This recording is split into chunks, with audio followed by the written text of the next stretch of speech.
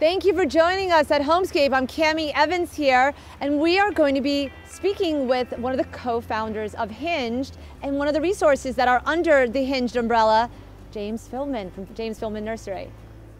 In my home now, I have all of these trees and shrubs and everything, and I'm not too clear about what I should be doing to make sure, coming in the fall, getting the cooler weather, how can I protect it so it's just as beautiful next season?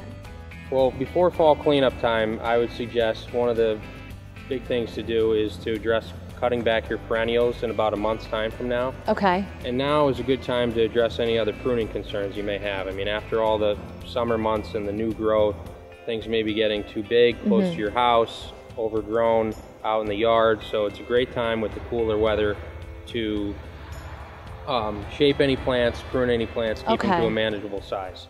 All right, and what about, so planting is a good thing to do now as well? Yeah, thank you for asking. Okay. So,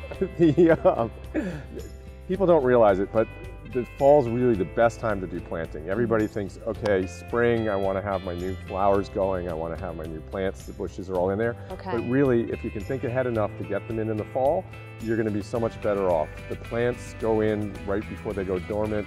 They're going to make it through the winter, and as soon as they start getting warmer, sunnier, longer days, they'll start sending out their roots. And so by the time we get into May or June, they're already fairly well established. They're going to be much happier and healthier for the summer.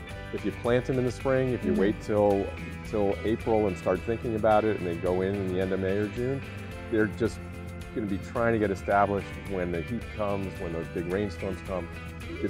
It won't go as smoothly. Everybody plants in the spring, but really planting in the fall is the best time of year to do it. So let me ask you a question. So we're doing all the planting, and then is it a good time to start thinking, or should you start actively doing projects around with masonry work, or what should? Absolutely. Now especially, you can maybe focus some more of your time and energy into a project and getting a plan in place for your yard, whether it's an extension of what you already have, or maybe it's a brand new landscape concept. It's a perfect time to get involved with that, and there's plenty of time left to do it before the cold weather hits. Okay, and then you do your fall cleanup after that point. It's also a great time to take care of your masonry maintenance. There's this perception that, okay, I have a cement walkway with flagstones, or I have stone, and I don't have to maintain it at all, it'll be there forever. But if you don't, just a little bit of maintenance now and then will make it last forever, but if you just ignore it, you start getting a few cracks, the water gets in, and the winter, when that water freezes, it pushes all those flagstones apart, it makes the stones pop off the stone walls.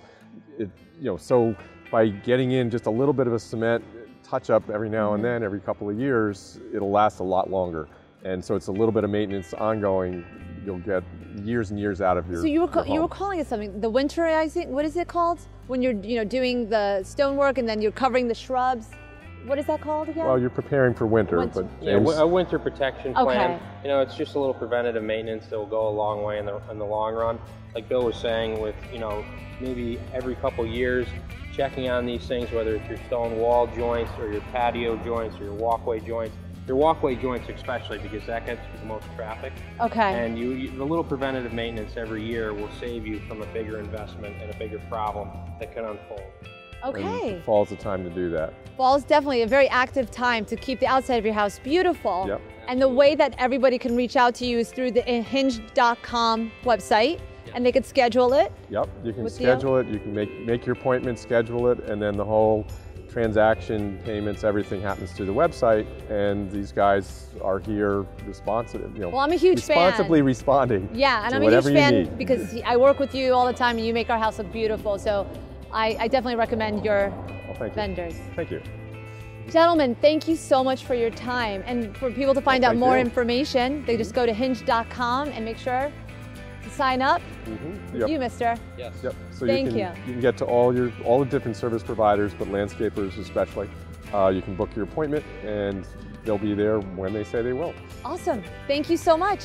And we look forward to learning more with them.